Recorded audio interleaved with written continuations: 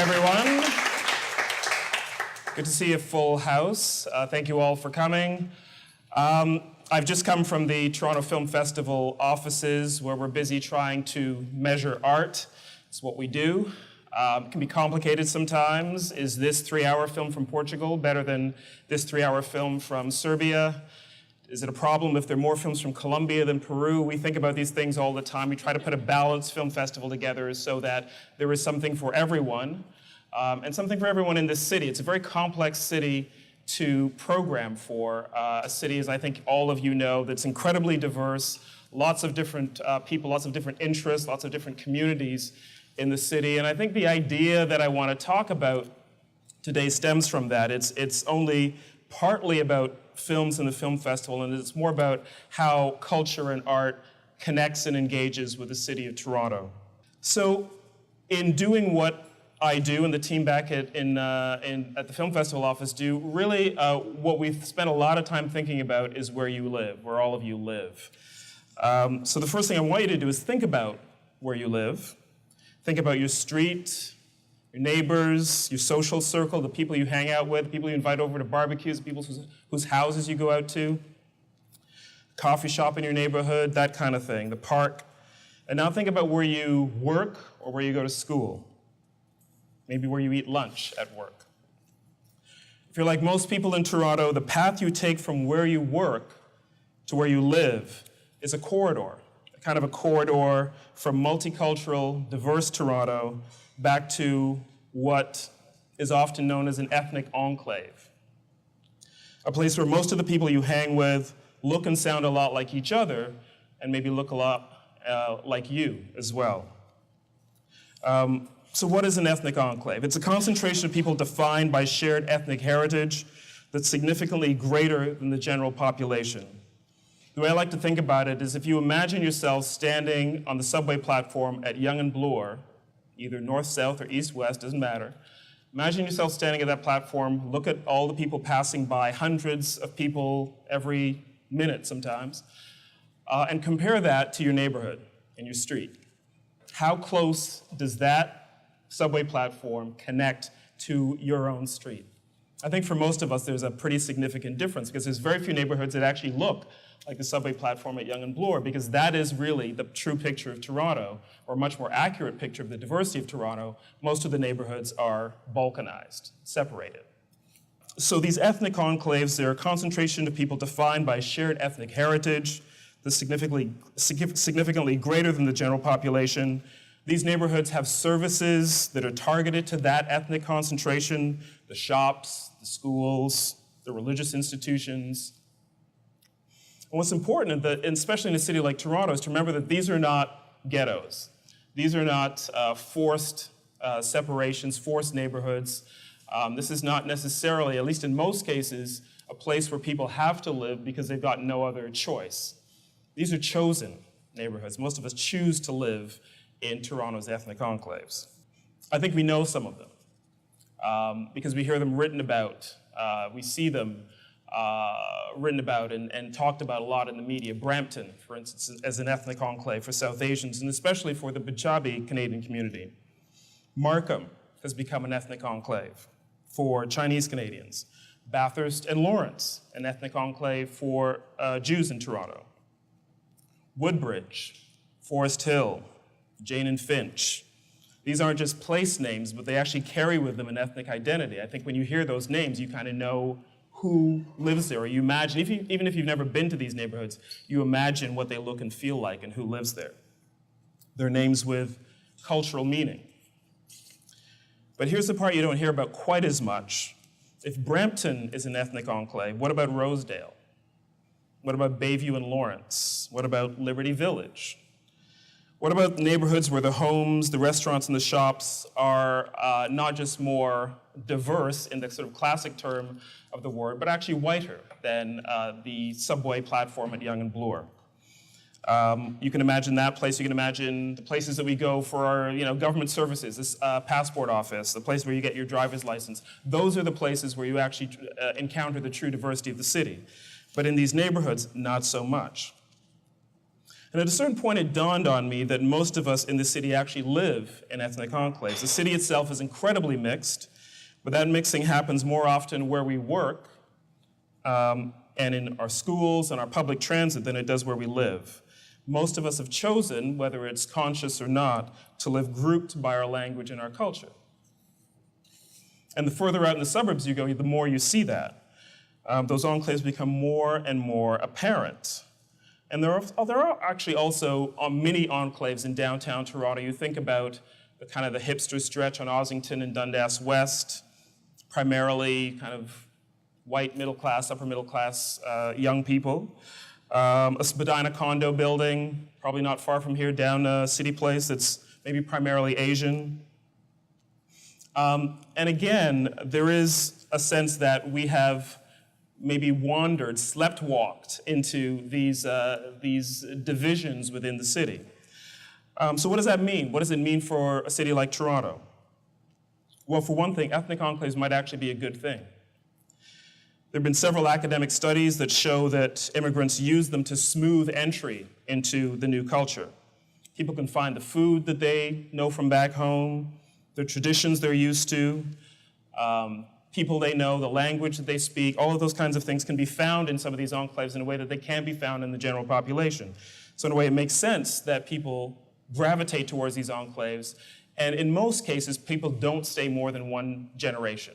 So the initial immigrants may come and live in one of these enclaves. Their kids typically will move out into a different kind of community, in most cases.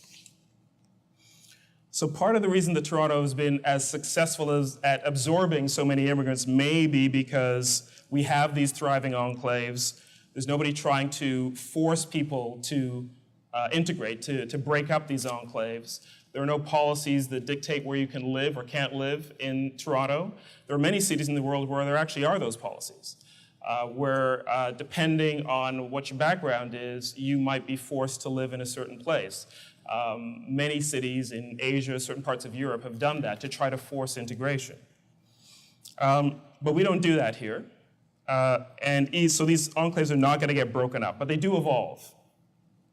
We've seen it happen on College Street in Little Italy, what used to be Little Italy. We still call it that, but probably sometime in the 80s or 90s, things began to change. The hipsters moved there first. I think maybe even before they were called hipsters, they began to take over College Street. Roncesvalles, when I first moved there in the mid-1990s, it was still primarily Polish and Eastern European. That's changed now. Spadina, I'm sure maybe not you because you're all pretty young, but I think some people in Toronto will remember when Spadina was primarily Jewish, and then it became Chinese, and then Vietnamese.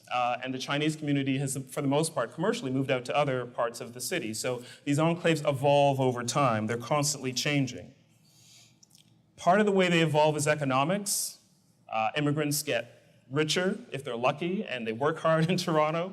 And then they want more space, they want a bigger home, they want a newer home, they want to show their wealth and what they've achieved, so they move to neighborhoods. That's exactly how Little Italy on College Street became Woodbridge. I think many of you may know people whose families have made that migration. Economics is part of it. Money is a part of how people move out of these enclaves and how they evolve, but another part of it is culture. Work makes us mix. Most of us don't get a chance to choose who our coworkers are, and I think even if we had the choice, we wouldn't group ourselves in our workplaces by ethnicity. I don't think so. But at home, most of us actually do find ourselves doing that. We choose not to mix as much where we live. We tend to create or to choose ethnic enclaves. Now, we could spend our whole lives traveling that corridor between a more diverse workplace for many of us and a less diverse home life, or in terms of our immediate neighborhood. But there is an off-ramp on that corridor, and I think it's culture. Culture, especially arts, in the case of what I know best, but I think also sports and other forms of culture, can disrupt those fixed patterns, like a kind of like a flower popping up through a crack in the sidewalk, something that surprises you.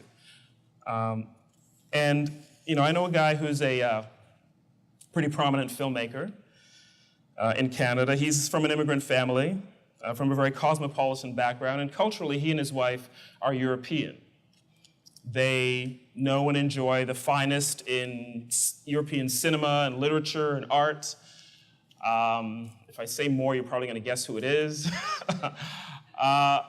And they had a son several years ago. And the son grew up in Toronto, maybe in a somewhat mixed neighborhood, but very much influenced by that high art European culture of his parents. By the time he got to be a teenager, and this guy was a guy who went to private school, he was totally into hip hop, complete hip hop head. His parents knew nothing about hip hop. It was a completely foreign culture to them. But they were trying, they were good, loving parents, and so you would see his dad sometimes standing at the back of a Jay-Z concert or Common or whoever was in town, trying to understand what his son was so passionate about. And I think that's good news in a way, because his son was absorbing completely different influences from the culture that raised him. His parents had, in a way, planted him in a certain kind of soil. He went to a French school, and he absorbed the best of French philosophy and culture and literature. But what he really was drawn to was the more rebel spirit of African-American hip-hop. And he even began to write rhymes himself. It baffled his parents, but I think that kind of tension between generations is actually something very positive for a city like Toronto. Because I think what it tells us is no matter what you're comfortable with or where you live or where you plant yourself or how you kind of form a community around you that feeds you back what you are most comfortable with, you can't force that onto the next generation. They will find their own way. And so that's certainly what happened with that kid. And in a way, that's what I'm trying to do at the Toronto Film Festival. I try to be what hip-hop was for that kid. I want us, as a cultural institution, to seduce people away from the culture that they know towards something that's not just new, not just different, but complicated, more complicated than what they know, something that will challenge them in some form. And I find that what culture can do at its best, whether it's a film festival or one of the many music festivals in Toronto or the street festivals that happen all summer long in the city, or even a hockey game, what they can all do is they can kind of shift patterns, they can cross borders, they can draw people across lines. Because those lines do exist in Toronto, whether we are conscious of them or not, but I find that culture actually offers us a way across the border. And people can respond to the culture they love in unexpected ways. They form allegiances that can completely transcend ethnicity. Just ask the Jamaican goth, or the Ukrainian girl who's totally into Japanese anime, or that Armenian hip-hop fan who grew up in a very European environment. Might have given too much away just now. So that, I think, is really the promise of Toronto, that our ethnic enclaves will continue to rise and fall as they must, like mountains jutting up or collapsing as the tectonic plates of migration shift in this country, and they'll continue to shift. They've been doing that forever. But I think what moves faster are those rivers of culture that flow around the mountains and sometimes change their shape. So I think culture can do this, art can do this in a very powerful way, and the other thing that does this in a very powerful way, I think most of you, many of you, I hope, if you're lucky, will know this, is lust. Another friend of mine, also a filmmaker, came to Canada from Jamaica as a young teenager, about 13 years old. And his parents, I think like many families, moved to the West Indian neighborhood up on Eglinton Avenue. By a peculiar quirk in Toronto, the West Indian neighborhood on Eglinton Avenue is right next to the Jewish neighborhood across Allen Road. I mean, you can just walk back and forth across it and things completely change. It's like there's a curtain dropped down where the Allen subway is. So he grew up in that neighborhood, and he was one of the West Indian kids who actually did walk back and forth. And he ended up going to a school in Forest Hill across the divide. So he would walk from his own Jamaican neighborhood across to the Jewish neighborhood into a Forest Hill school every single day.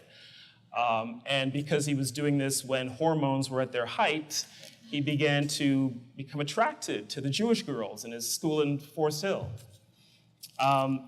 And that shaped him. He grew up, he married a Jewish woman. She was a writer. And they make beautiful work together now. And I think that's entirely a result of him having the the courage and maybe the foresight to cross those boundaries.